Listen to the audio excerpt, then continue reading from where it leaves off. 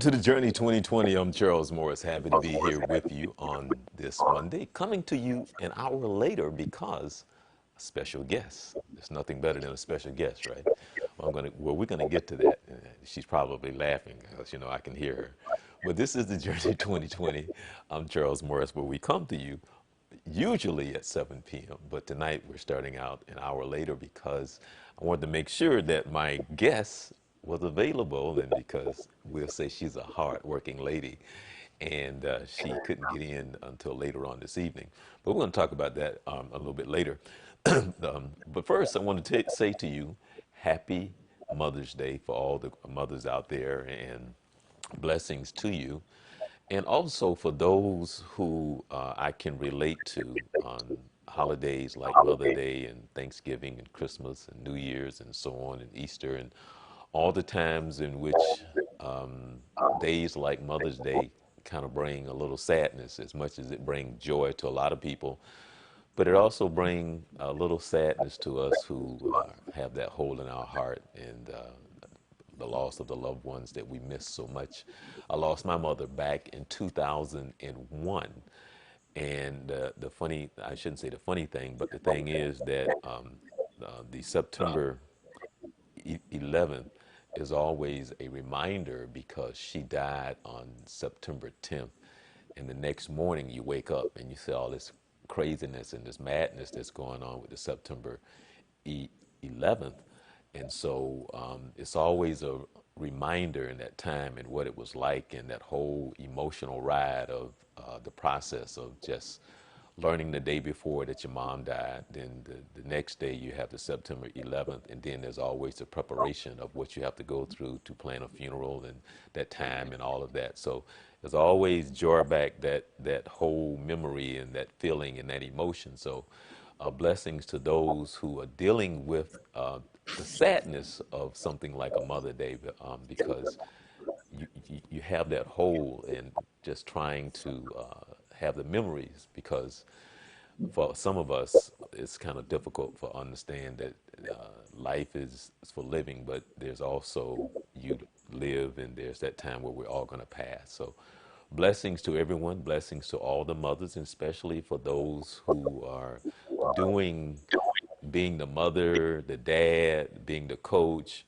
being the teacher, being all those things that mothers are in this world today. So blessings to you, and hope you had a blessed day. Now, with that being said, this is the Journey 2020, and where we're at www.thejourney2020.com. We're also on Periscope, Twitter, and Facebook.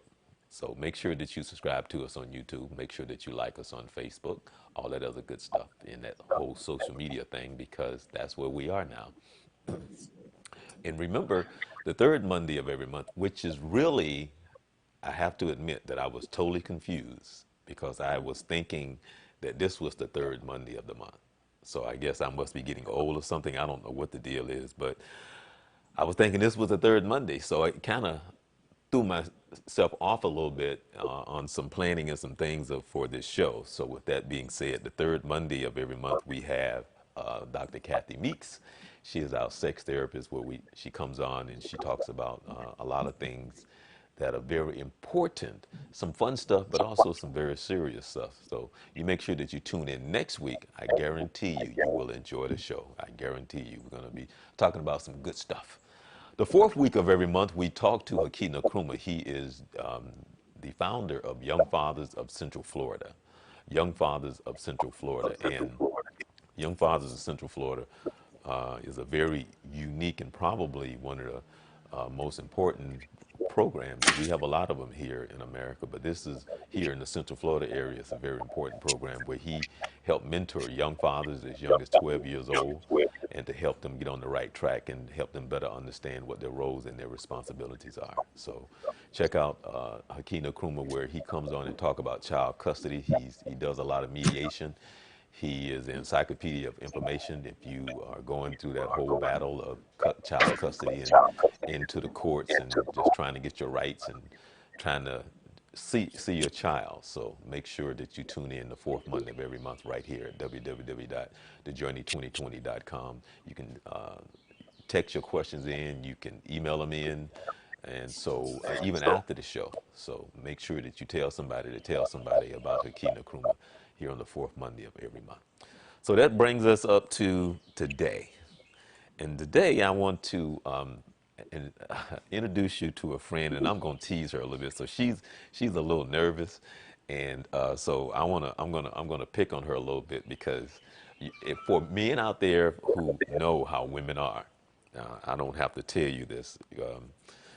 Once you become of age, then you don't even question it anymore. So I asked my friend to come on, and she said, "You know what, Charles? I don't wear makeup, but I had to come home and I had to go put on some makeup and da da da." So I'm like, "Yeah, not that I'm surprised, but but that's how women are." And you try to understand, like, well, like what's in that purse? And then you open up the purse and you be like, "What the what?" But then once you become of age, you don't ask any questions no more because you understand. You don't understand, but you understand. So with that being said, what is in that purse, Miss Johnson? How you doing? Welcome to the Journey 2020. Hi, how are you this evening? Appreciate you. Thank you for coming on the show. See, we got to tell people our little history that we have because we go way back. We go way, way back. Back a When my long time age, ago. when my age. Yeah, long time ago. And I tell people, and over the years, I tell people this story because you and your friend Sabrina was giving me a hard time because y'all thought I was stuck up because y'all thought I walked past you and you ain't speak to me. Remember that conversation? Remember that? How y'all gave me a hard time about that? Remember Yes, that? yes. So Okay. true, though. So But true. see, you didn't understand. I was just a shy person. And when I tried to explain to you too that you just wouldn't accept that I was a shy person, it was easier for you to just say, no, you just stuck up. You think you this, you think you that, and that. And I was like, no, I was just shy. That's all. And to this day, you You still don't believe I was know, just a shy shy around person, us. Mm-hmm, you mm-hmm. All right, I give you that over the years. But back then, you used to walk across campus and smile and wave and hooty hoot with everybody else, and we walk by and you just turn your head and keep it moving. Oh yeah. Well, no, it wasn't that. I was just a shy person, and that's just the way it was. That's all. I'll give you that. Yeah. Hmm. So we go back all the way to the '80s. To the '80s. We won't say what part of the '80s, but we go way back to the '80s. And so, won't you give us a little history of where you're from? And I didn't know, and I give you a hard time because you left and you went to Atlanta, and you was back here for about like 3 years, and you didn't contact the brother, but that's okay. That's all right. And that come to find out you've been here for 3 years, didn't say nothing. I'm thinking you still in Atlanta, da da da. But that's all right. So, kind of give us a little history on what we will eventually understand why Regina Johnson is considered the life coach. Oh Lord. Well, I am a native of Orlando, and um, my mother passed when I was 6 years old. Oh, So okay. I lived in St. Petersburg. So we were back and forth, my brothers and I, between St. Petersburg and Orlando until such time as he said, okay, you're going to stay with your grandparents. And when he remarried, then we moved to St. Petersburg, where I was there until I was 18 years old and moved back to Orlando to go to school when I turned 18, which is where I met you at UCF. And so fast forward, life happens. I had a child. I got married. I had another child. I got divorced and found myself just, a single parent, but I had a lot of support, which I think is so important. A lot of young women today, I would say, may not have as much support as I had. And I credit that with the success of raising two beautiful a young woman and a young man that are highly productive and they have their own families. And I don't take credit for that by myself. So, and I moved away to Atlanta back in 2003, I think, Mm-hmm. 2000, Okay. 2004. And I built a life there, and I helped my brothers, raise their children. And I came back 2 years ago. Thank you. It Oh, was well, you almost told me three, but that's okay. Hey, it doesn't almost matter. You three, came almost back and you three. didn't tell a brother, but that's okay. That's all That's right. true. That's true. That's true. That's true. So that's where I am. And over the years, I've been that person, that go-to person where women, mostly women, confide in me and tell me all their life troubles and life problems. And based on the things that I've been through, I've been able to help them come to realizations about themselves, accept some things about themselves, and decide to change it or not change it. So So, that's how I became a life coach, as you say. so how did you get into the financial planning part of it? As far as you saying that you help families and couples and people get into the Mhm. financial planning. Tell us, like, how did you get into that?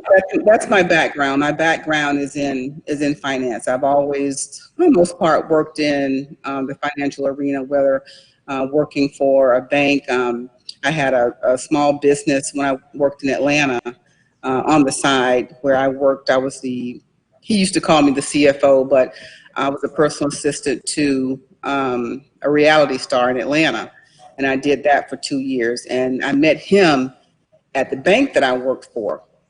And I've just always had that financial background and have been the one to, you know, people would come into the bank and would want to understand why they're overdrawing their account, how to balance a checkbook, how to increase their credit score, what do they need to do to purchase a home, how much money do they need to save, those types of questions. So over the years, the more I worked, the more I learned, and the more I was able to pass that information on. And so as it turns out, word of mouth gets around. Talk to my friend Regina, talk to my friend Regina, talk to my friend Regina, she can help you. But I can only help if they're willing to do the work. And to tell you the truth, most people are not, because it's hard. Well, well, Budgeting is hard. well, let me ask you this question. I mean, I got a million questions, and that's kind of an open question. But what do you mean by most people can't because it's hard? What do you mean by that? They don't want to make the sacrifice There you to go. not want to give up the cable or downsize the cable. Especially women with, well, I shouldn't say especially, some women with children.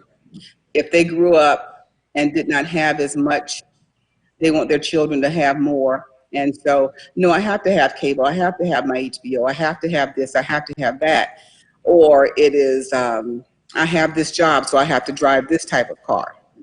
Um, Wow. I'm able to downsize, so to speak. I have to have this three-bedroom house or three-bedroom apartment. I can't live in a two-bedroom. I can't live in a one-bedroom. It's a status symbol. And so that's what I mean when I say that it's hard. And either you're going to make the sacrifice or you're going to continue to repeat the cycle. You're going to continue to, instead of having your paycheck, just say you have $1,000 and we'll give the IRS 200. You have 800 coming in a week. How nice would it be to be able to take that $800 and do what you want to do with it, instead of giving it to MasterCard, Visa, Chase, Bank of America, and all these other creditors. And so what I try to instill in them is that it's so much better to take your money and do what you want to do with it instead of what you have to do with it.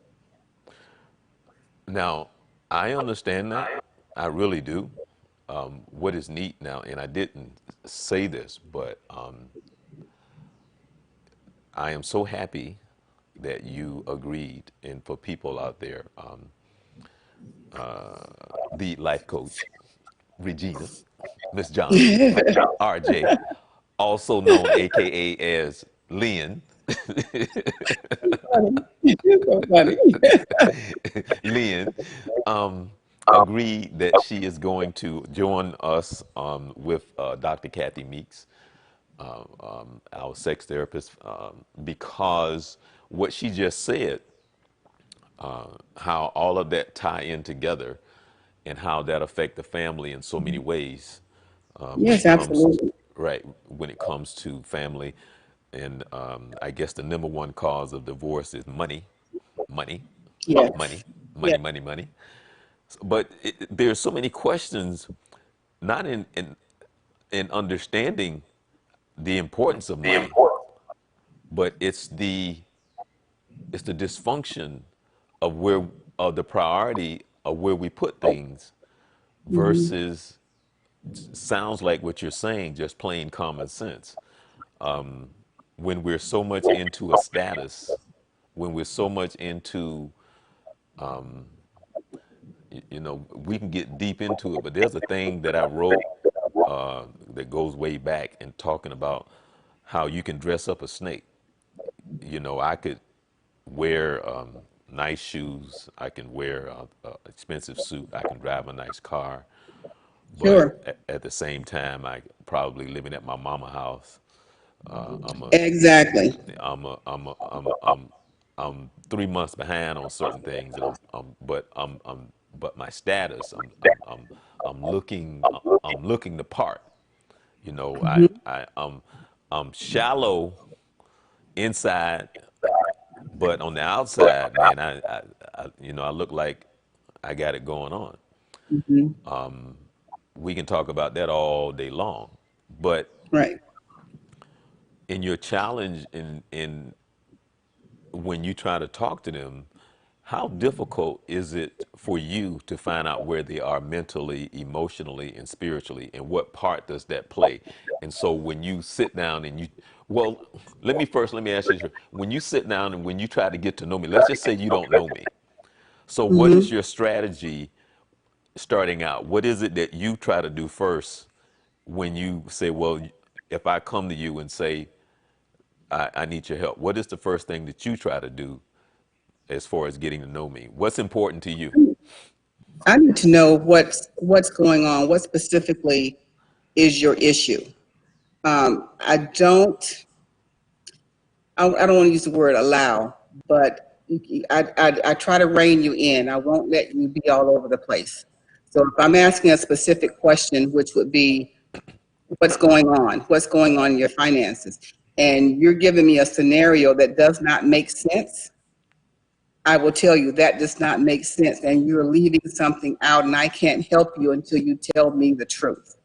Okay, well Uh, then, what, I don't want to cut you off, but sure. that just led to this question of how often is it that people come to you and they're embarrassed or they don't want to expose the fact that they don't have any money, That's which it. is part of the problem because you're there to help. Because their pride, their ego, and all of that takes place. So now they're not being truthful because they're being too prideful. Exactly. And what I do at that point is begin to share with them my journey. And I don't put my journey out there for everyone because I've been through so much that I can tailor bits and pieces of my life to someone's personal situation, if that makes sense.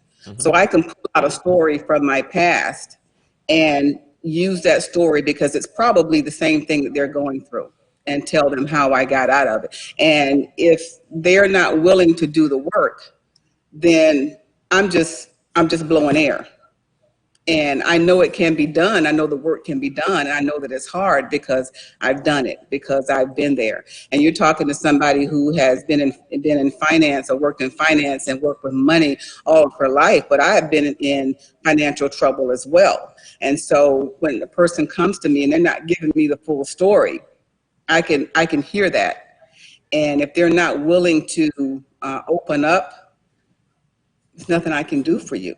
Nothing. And oh, you're so mean. You're so blunt. Yeah, because this is serious. You wouldn't be coming to me with these little bits of questions, these little bitty questions, if it was not important to you, or if you were not, if it wasn't dire for you. And Now, I go ahead. I'm sorry. no, no, no. I'm going to ask you: Is it? Do you find the women to be more deceiving of the men? Women. Really? Yes. Yes. Talking to another woman. Yes, absolutely. Really? Absolutely. Uh-huh. It's I was giving a friend of mine a suggestion on how to buy a round trip plane ticket.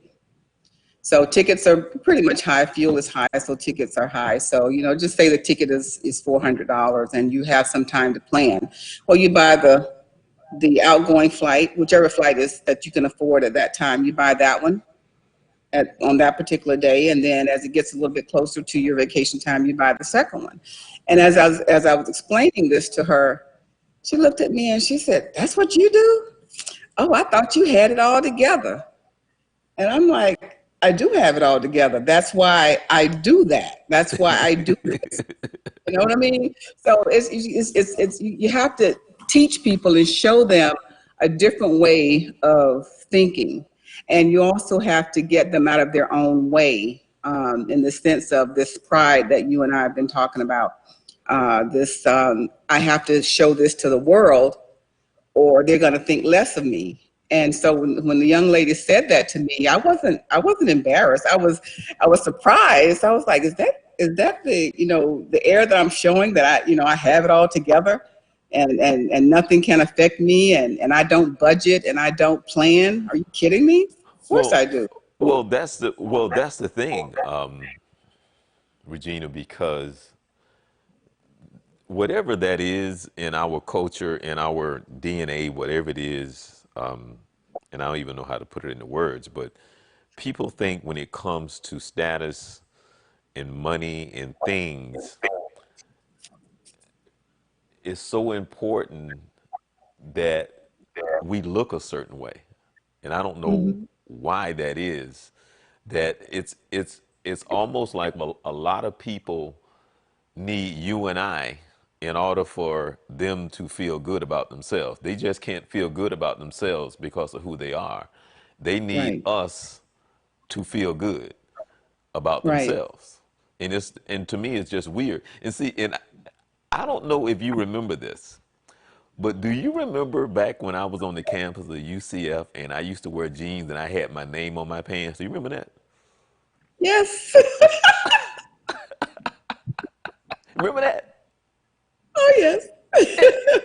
I had my name on my pants. And do you know why I had my name on my pants? Please do tell. Do tell. Okay. So see, that's funny to you, right? Yes, coming from the shy one. Yeah, it's very funny. The reason why I had my name on my pants was because that was at the time. Remember when the designer jeans was just coming out and they was like really popular? Yeah, yeah. Okay. The- Just Because the reason why I had my name on my pants was because I never could understand why somebody else wanted to walk around with somebody else's name. I never got to this very day. So my thing so you was, I need my name on my pants. I don't need nobody else's name. So that's why I had my name on my pants. Oh, I love it. I love it. I love it. I love that. So my sister, who was a seamstress, because at that time all of that was blowing up, with designer this, designer that, designer Yeah, this, yeah, yeah. and I'm like, I got my own name. I don't need nobody else's name. I'm gonna put my name on my pants. Oh, I love it. I love it. I love it. So I don't, to this day, it just blows my mind that people like okay, I'll give you an example. Back when I had my teen summit and I used to do my teen show on Orange Hmm. TV, I did a topic on just this right here, what we're talking about. And I aired it because I sometimes go through the archives and I air some of those old shows on this show. And I aired that same show about a year ago. And that show was about, what I did was I said, I have a designer shirt. This shirt right here costs $50, right? Hmm. And so I held up another shirt. I said, this shirt came out of the same factory as the designer shirt, except it doesn't have the designer name on it, but it's the exact same shirt, except this shirt costs $20. The designer shirt costs $50. Which Mhm, shirt would you buy? Do you mhm. know I had to explain that about 500 times for it to soak in, for them to understand it's the same Mhm. shirt? Right, right, right, right, right. That was more mind blowing to me that they said, it's the same shirt. And And that and so, that's the with that being said, now you know. Now you know why I walked around with my name on my jeans. Mhm. I love it though. I love it. I love it. And even when you speak about wardrobe, you speak about clothing. That is probably the largest or the hardest obstacle for someone to overcome is the whole shopping and where to shop, how much to spend, where the overspending comes in is in that area. And for women, and I'm not disparaging women because, like I said, I've been there. I've been that chick, you know. But I got tired of giving Mastercard, Visa, and Chase and Bank of America my money, and I put myself on a payment plan, paid off all my debt, and other than my mortgage, my utilities, it's my money, now, and that's what makes sense to me. now, have you sat down with both husband and wife? Have you ever done that? Well, let me tell you. I would say I could count on one hand the times that that occurs. A lot of the time, it's the woman that I'm talking to, and she is on board for the most part, and we'll come back and we've got to readjust some things. And what I tell them is it's going to be even more difficult for you unless your husband is on board with this plan. You can't do this by yourself, especially if you are commingling your finances. It's just hard. If he wants to spend money to go, to the gym, or he wants to spend money on a certain type of car, or he likes to vacation, whatever the case may be, and you're going to come and tell him this stranger said he can't do that anymore, doesn't work. It doesn't work, and it breaks my heart when that happens. So, Yeah. Well, when you said that you can count on one hand, what was mhm. that like to have the couples there? What was that like? It's sort of the same thing. You mean to tell me that I can't do this, I can't do this, I can't do that, I can't buy this, I can't buy that. And for me, like I said, I'm a stranger to the mail. I'm a stranger coming to them and telling him how to run his finances. And it gets to be, what's the word, a little contentious.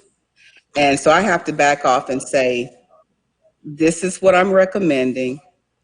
This is what the plan should be. You can take this, you can modify it any way that you see fit, but to do nothing, I can tell you where you're going to be in 12 months. And sometimes it works and sometimes it doesn't.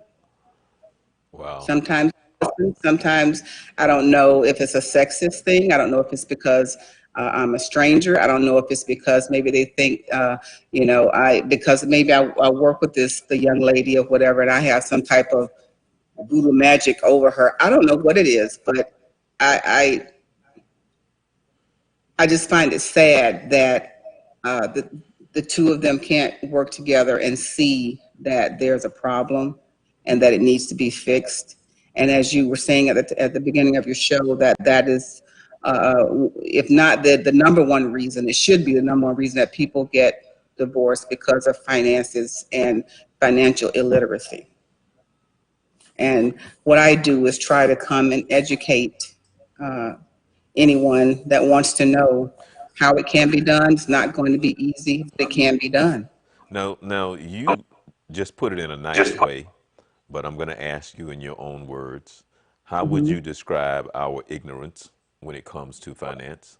How would you describe it? Because we're so ignorant of so many things, and because that's what it is. It's ignorance. It's the perspective.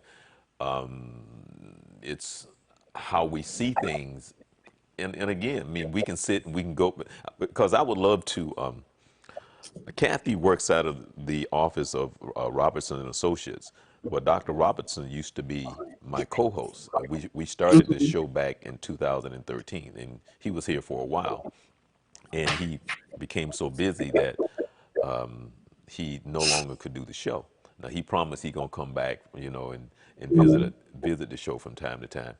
But I would love to do a show with him and you and Kathy as well about from the clinical, the psychological part of just the whole perception of what we're talking about. And when it comes to money, where we place it, where we place ourselves, because I think as we get older, and I don't forget who was I. Oh, I was talking to an old friend of mine, actually from UCF. Last Hmm. night, I hadn't talked to her in a while. I sent her a message and she called me because I wanted to invite her on the show. Well, Mary was and I got to tell Mary got me into a lot of trouble too. But Mary worked, well, that was because Mary worked in the financial department, or the finance department at UCF. And Hmm. Mary would come to me from time to time and say, "Hey, Charles, I found some money. Do you want it?" And of course, back then I said, "Yeah, well, I'm still paying on that money that she found." Right, right, right, right, right, right. Yeah, yeah. But I was calling her because I wanted her to come on the show and talk about that whole thing when it comes to finding a way to go to school and what's going on now when it comes to financing and education, because it's so Uh, expensive. it is so So expensive. I want her, because she's still out at use. I mean, she's still there. She's still working out there Hmm. in the finance department, financial aid. Hmm. Hmm. and and because money, but my whole point that I wanted to have Dr. Robertson and you on, and Kathy on, it's just as a culture in our society, and everyone knows, if you ever want to find the dirt or dig up the dirt, all you got to do is just follow the money. Follow the Hmm. money. And whenever you follow the money, you going to find out the evilness, the deception, and all You the have said, wrongdoing. you Just have follow the said, money. you said And how that. we place it, Hmm. because there's things that we do when it even, there's a saying that my friend said to somebody who, she was going to buy a car, and I won't get into the depth of it, but she said to him, she said, "You will slit your mama's throat before you give me that price on that car."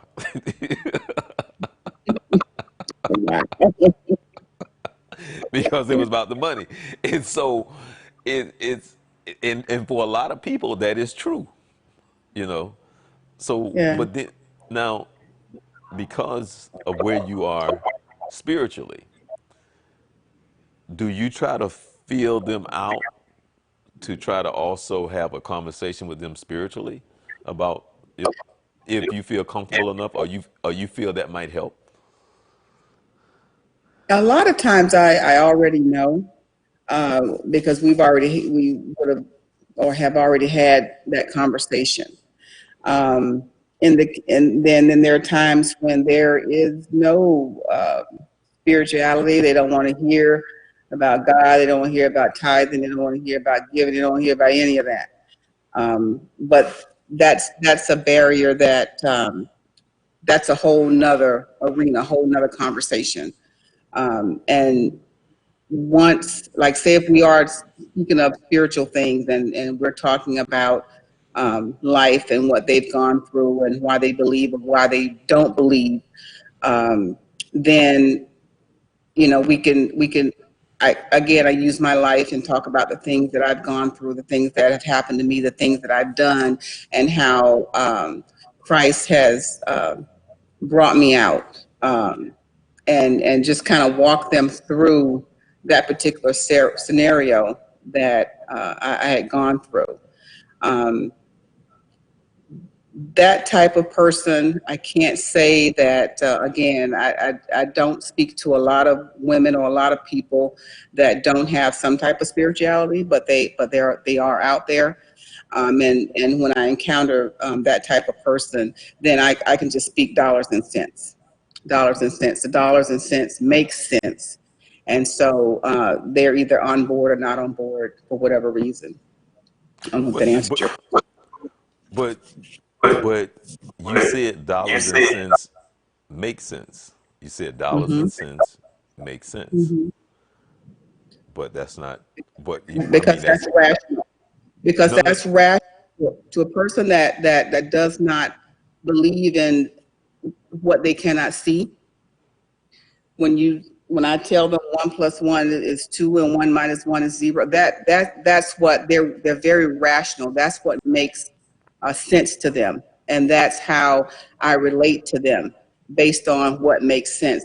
Dollars make sense, numbers make sense, and I don't care how you split it, one and one is always going to be two. And a person that does not have any type of spirituality or have a spiritual background, they are very rational, very logical people. And and for them, the Bible doesn't make sense. To them, the Bible is inconsistent. But when I'm talking money, when I'm talking dollars, dollar signs, that's what makes sense to them. So that's where I'm able to get in the door and show them how they can get out of their particular situation. And at some point, they do come back and we do have another conversation. And I can talk about my journey and my life and my testimony and why I believe what I believe. Okay, so what is it like when you run into somebody when one plus one doesn't add up to two? It's very, it's very, very, very, very, very, very difficult because Because you do run into those type of people, right? yeah, and some women, some people, some women, they're just really, really trying to hang on. They're really they have cut back as much as they can cut back. That dollar has been stretched as far as it can be stretched, and so I'm coming in talking gobbledygook to them. It's not making sense. If they want to go, take a trip or whatever, it's because they haven't had one in 4 or 5 years, and they're not going to pay that MasterCard bill because they want to go on this trip because they hadn't been on a trip because they're so stressed out, and this bill is not going to be paid. This bill is not going to be paid, but gosh darn it, I'm going on that trip.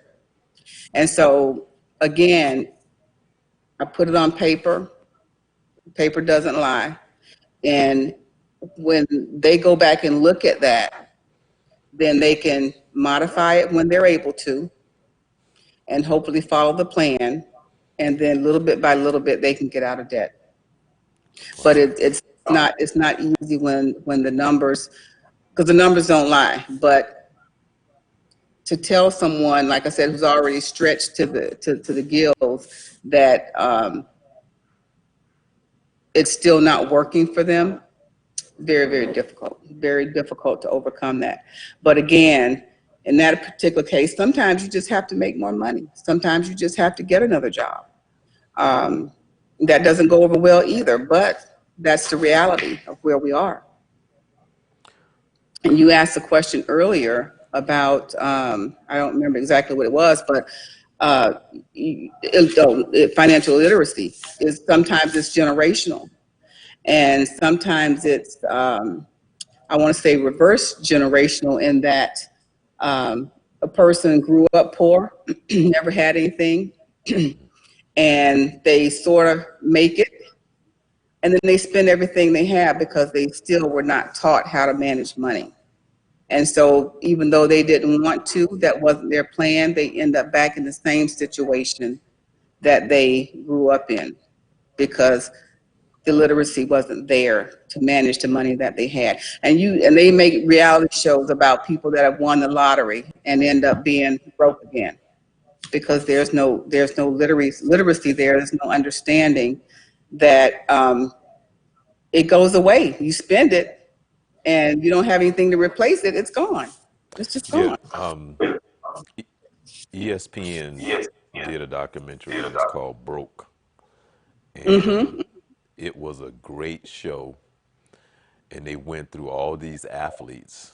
We're talking white, black, we're talking about every sport from tennis, football, Sure. baseball, basketball, all these different athletes who had all this money.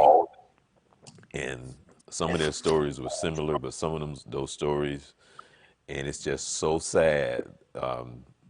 From, I mean, you got a $200 million contract. You done made 300 million. You done made all these millions of dollars, Hmm. and you broke, and because of what you said.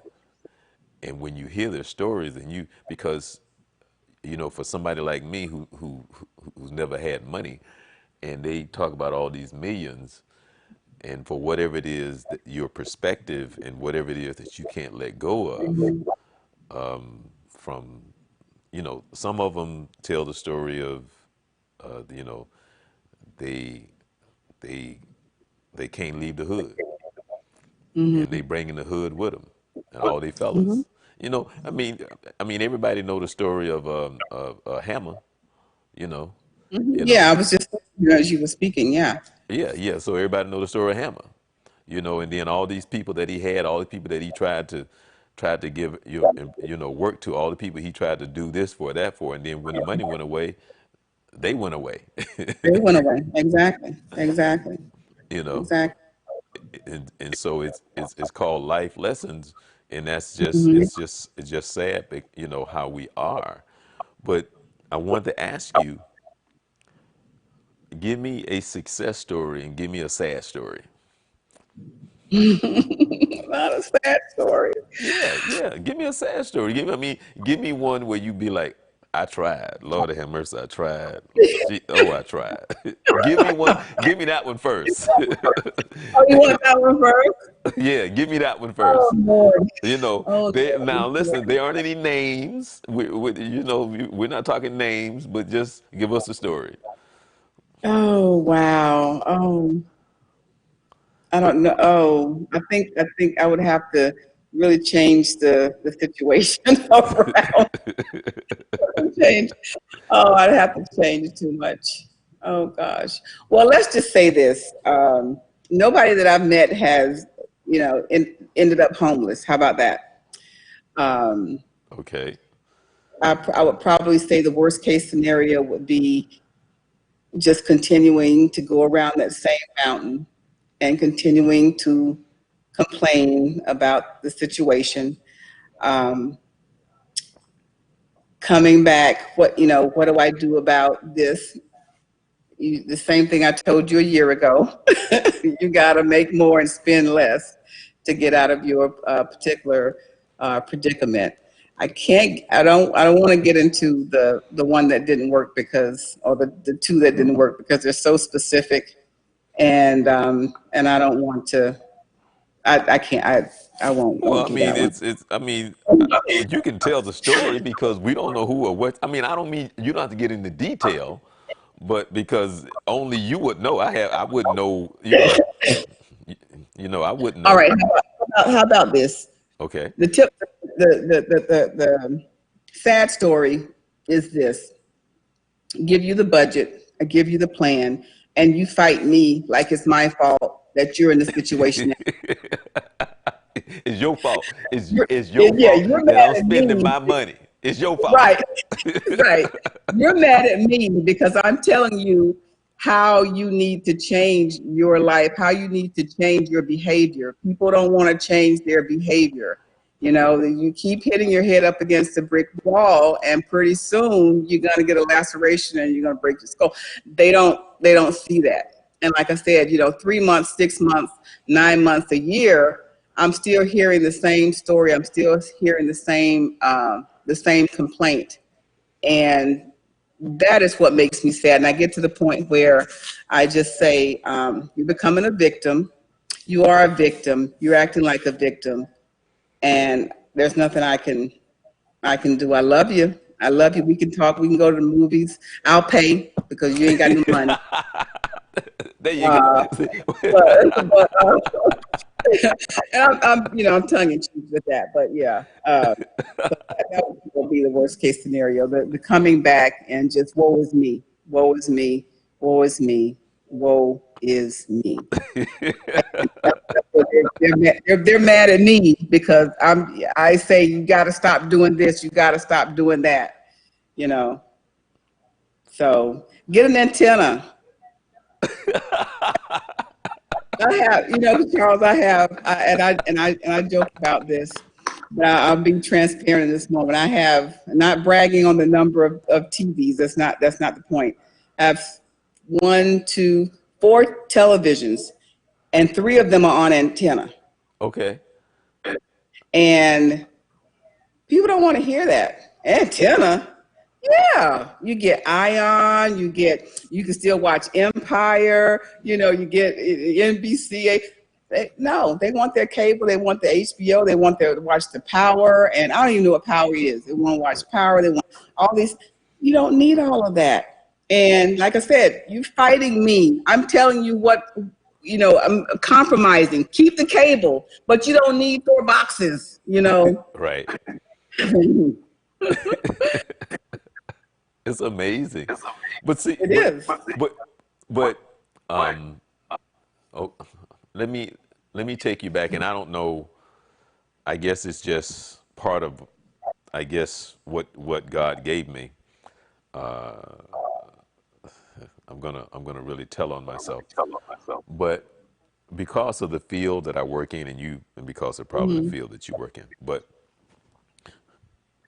Regina, because of the field that I work in advertising, in a sense that that's what television is. Mm-hmm. Movies, Mm-hmm. movies is nothing but advertising. The only Mm-hmm. reason, like you learn in college early, the only reason that news and something is on the television, the only reason that it's on there is to make money. If it doesn't make money, Mm-hmm. it's gone. Right. So to be like, they ask the question, well, why you think news is on? Well, to inform us, to let us know. No, Mm-hmm. news is there to make money. That's the only reason Right. it's there. And so when I grew up the way that I grew up, being in sports and playing ball and all this other stuff, and then when I majored in communications, television, and radio, and then you learn little things about the whole process of commercials and how they come after you and the advertisers, and they have spent millions of dollars on the psychological and the clinical part of how your brain works and so on and so forth. So when that whole thing came out, about the shoes, when Jordan came out and all of that and all of that other stuff, Mm-hmm. and when all of a Mm-hmm. sudden sneakers start blowing up into 50, 60, $100 and all this other stuff, Mm-hmm. to this very day, to this day, back then it was less, but because the times have Right. changed, I refuse to pay over $35 for a pair of sneakers. Period. Right. Right. Back Right. then it was 20. It was 20, 25. Mm-hmm. But I don't pay over $35 for a pair of sneakers because to me Mm-hmm. that a pair of sneakers, something that you play ball in, something you walk around with, a pair of sneakers, something that I Mm-hmm. wore all my life, that I played ball in, Right. and you're trying to tell me that it's the sneakers? There's no way. So, Yeah. but that's just my common sense into something that I that's my value because I don't value sneakers. Not in the sense the Mm-hmm. way people say that. Again, it's it's the name. You're paying for the name, and I Right. don't I don't get that. That's just like the same person that I told you about that was trying to buy the car, and she Mm-hmm. was negotiating, and the guy was looking at me like save me, and I was sitting there like this right here because she was a finance person just like you. So she Uh-huh. always had all her notes, and she would go research. So she Right. knew so she knew the value of the car, and she Mm-hmm. didn't mind because she had a very strong personality, and Mm-hmm. so she knew exactly what that car worth. So and he looking at me, and I'm like, I didn't open my mouth. I'm like this, and so she's doing all the talking. So, but back then we went to 102 Jams. This was early. This was when 102 Jams first got here, and we were looking to do a fashion show and looking to have 102 Jams as part of it. And I never will forget sitting there in the meeting, and I don't forgot who it was over at 102 Jams, and the person said, "Oh, well, we can give you our name." And she turned around and looked and said, "My mama gave me a name. I got a name. I need some money. I got a name." When I was born, my mama gave me a name. Right, right, right, right, I don't need no name. I need some money. And so, with that being said, my whole point of what I'm trying to say was that my values have never been into because I just never felt that anything that I put on made me. So I was always mm-hmm. comfortable with who I mean, I felt like what I put on, I made it. And I don't know it, I Mm-hmm. don't know how to say it because if somebody's name does not make me, I just don't get that. I just don't get why Right, you need right, this to say you somebody. I just don't get that at all. That's just crazy to me. When you come to me and say, "Well, I got a designer this and I got a designer that." No, you just sent somebody on a yeah, vacation. That's all. That's mm-hmm. really what you're saying, because you Yeah, you are so insecure within yourself and who you are. You need them, me, and mhm. somebody else in order for me to, Right, to look at you, for you to feel good about yourself, because you don't feel good right, within yourself or who you are. And I right. just, that's crazy. You know, you know, And see, and so I don't make judgments, past judgments, um, on people that you can see somebody walking down the street and they're dressed very very nicely. In my mind, he or she can afford whatever it is they have on. Now, once you come to me, once you bring it to me, that's a different story. And that's when I become mean, Regina, as I've been told. You're so mean. You're so mean. But I'm not being mean. I'm being stern and saying, you decided to come to me with your personal business, your finances. People will talk to me about their sex life before they want to talk about finances. And you're going to come and talk to me about your finances. But when I tell you what is going wrong, then I mean, this is your money. You do whatever you want to with your money. I'm just trying to tell you how to manage your money better so you can have more of it to do the things that you really want to do instead of the things that you have to do. okay, now what what I'm gonna do is I'm gonna put you hold on, I'm gonna put you on full screen, right? So Oh, no. So I want you to give me I want you to give me the mean Regina look. Give me that mean Regina look.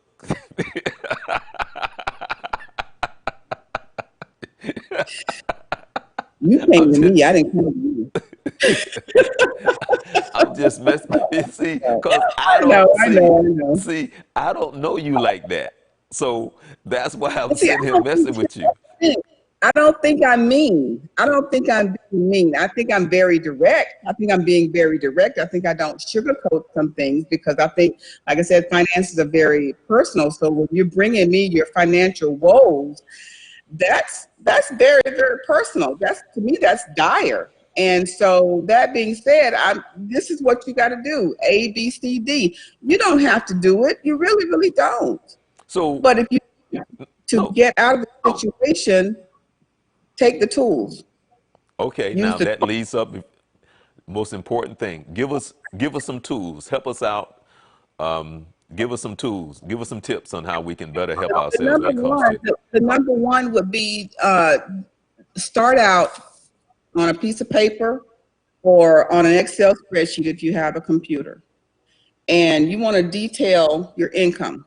How much money do you have coming in? And then you want to detail your expenses. And I mean everything down to a piece of gum. I'm talking if you're going to Starbucks and spending $4 or $5 on a cup of coffee every day, that's a minimum paid amount on a credit card. That's $30, $40 right there. So you want to detail everything that you're spending. And once you look at that bottom line, then it's no surprise why your bank account is overdrawn or why you get NSFs, which to me is crazy because you're paying $35, $30 to $35 every time an item is overdrawn. So say if you went to Wendy's and spent $7 on a meal, and it overdrew your account. And so instead of that it costing you $7, it's now $42. So the first thing is to detail, see where you I hate to put that, my daddy would kill me behind the preposition, but see where you're at. And and you do that by detailing. And a lot of people don't want to sit down and do that because it is time consuming, and sometimes it can be difficult when you do have a lot of incidentals, such as the coffee, the gum, the snacks, and things like that. Next thing is see where you can cut back, Okay. and that's where the budget comes in. And so if you have X amount of dollars coming in, at the very minimum, you want to have a zero at the end of the month, not a negative. You don't want to go into the negative. And so those are the two things that you start with. And then the budget, staying on the budget is the next hardest thing. You could probably do it for a week, maybe 2 weeks, 3 weeks. When you start talking about 3 months, it's like, especially if someone is, you have there are things you want to do, like, go to the movies or you want to go to a restaurant. Sometimes it's not in the budget to do that. And you have to not put it in the budget. You have to, if you let's just say you have a credit card bill that you need to pay down. You need to pay that down, steadily pay that down. If you can't afford lump sum payments, large lump sum payments, pay the minimum payment until it goes down. Keep every extra penny you get, every extra dollar you get, throw it towards that particular debt until it's gone. And there's a whole nother list of things of how to tackle debt. So now, if oh, well, also want to say for people out there who may want to use your services, how can they contact you? Uh, Um, what's the best way to reach you? Is it by what? It's gone. Well, right now it's pretty much just word of mouth, but you can put my phone number out there. Hold on a second. I Wait a minute. Wait a minute. this Wait is a I minute. do this because this is it's a passion of mine. So um, I can talk about money, finances, and budgeting on the elevator. I can talk about it in my sleep. This is um, I don't want to say it comes naturally, but yeah, it pretty much comes naturally. Um, Okay, you got to so give what number you want them to use. 404 Okay, hold on. 404. Okay. 798 Okay, hold on. Wait a minute. I messed up. 404. Okay. 798 798. 2900. 2900. See, 2900, and see, just like that. We're gonna do this just like this. Hold on. Let me see if we can do this. Nope. Okay. Hold on. Let me do it like this. Uh, there you go. Voila. That's it, right? Yep, that's it. Yeah. All righty That is then. Voila. And so people can call that number, and it. you Hmm. will be able to help them out, and Hmm. all that other good stuff, right? Yep. What is the best time to call you? 8 to 5. 8 to 5. Hmm. Okay. Now we were talking about two instances. You gave the not so good, but you didn't give the good. Okay, Give me a good the story. good the good was very recent, as a matter of fact. And this young lady, very young lady, married lady, um, has husband, not really on board, but because she was committed, she was able to work around his don'ts. And what she was able to do was, remember, I was saying that sometimes you just have a situation where there's just got to be more money. And she, I don't want to use the word found, but found more money. And instead of, going on a trip, buying a new wardrobe, buying a new car, she used that money to pay off all of her debt, Wow. all of her. And what I explained to her was, because of her age, because she's young, that using that money, normally I would not recommend that she used the vehicle that she used, which was in her retirement. But Charles, she was so stretched. I mean, things were so tight. She had to do something, or it was really going to be an issue. And so she was able to pay off her debt. She's young enough. She started recontributing to her retirement, so that's going to be fine. She's going to be fine with that. She hasn't, lost any time or lost anything, and she can breathe. She can breathe. She's not crying anymore. The baby can go to daycare. She doesn't have to put daycare on a credit card. So that one, that's the best one. That is the Okay. best one. All right. Well, I want to thank you and see now. Sitting here hanging out with you, we just did a whole hour, and even with your makeup, and you look beautiful. I appreciate you. Why was this such a? Why were you thinking this was going to be such a bad experience? Because Charles, I know you.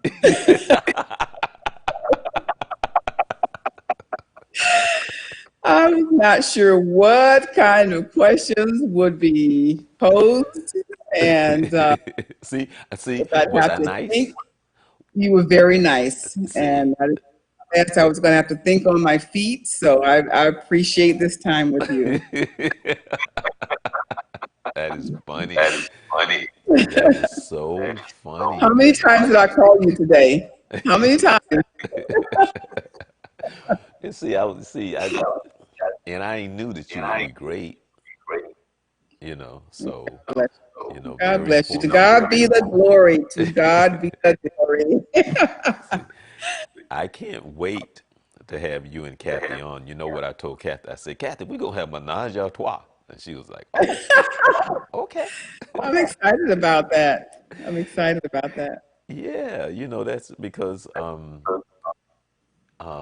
by the way, did your friend ever look at the other show that I asked you to look at? Did she ever look at it?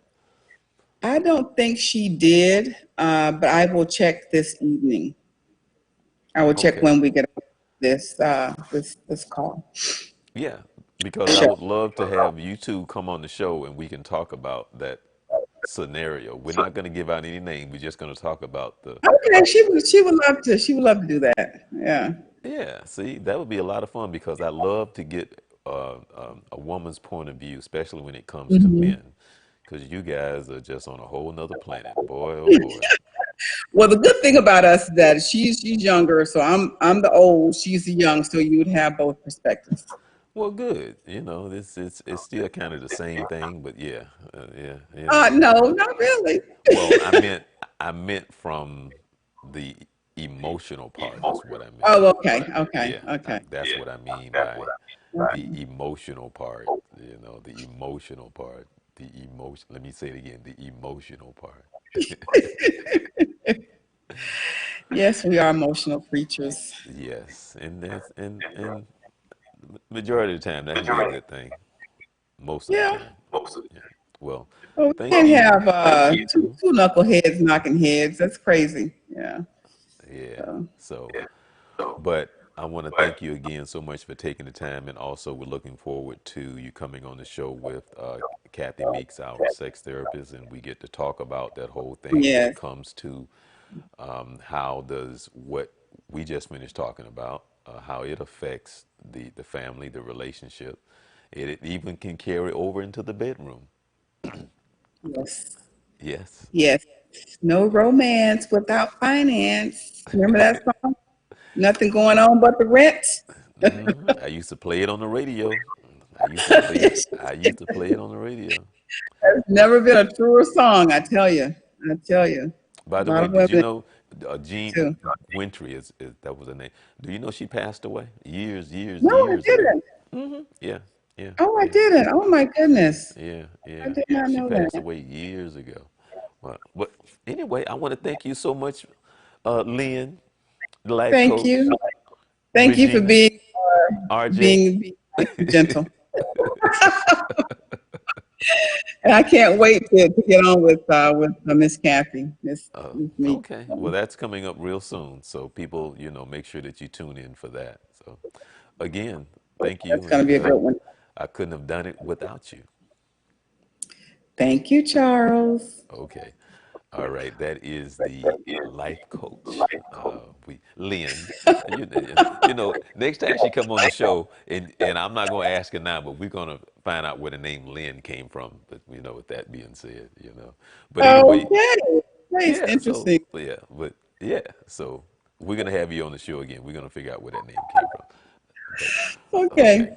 okay. Well, with that being said, we are happy that you tuned in. We came in a little late this evening, but that was actually on purpose because actually I kind of screwed it up a little bit because I was thinking it was the third Monday, and I was looking to have the guest Kathy Meeks, and then I realized, be like, oh, wait a minute, this is not the third Monday, so I don't know what's going on. But anyway. With that being said, I'm Charles Morris, and this is the Journey 2020, where we come to you every Monday, usually at 7 p.m. And you can catch us on Twitter, Periscope, Facebook. You make sure that you like us on Facebook, subscribe to us on YouTube. And you can always, let me see if I can find the email address here. You can always text us as well. You can text us your comments and so on and so forth. If you would like concerns, questions, or anything like that, you may even have a show idea. You might want to come on the show. You may have a friend that may want to come on the show. We certainly invite you. And remember, the third Monday we have Kathy Meeks, and the fourth Monday we have Akina Kuma from Young Fathers of Central Florida. Hope everyone had a great Mother's Day. Thank you so very much for tuning in. I'm Charles Morris. Enjoy the rest of your week.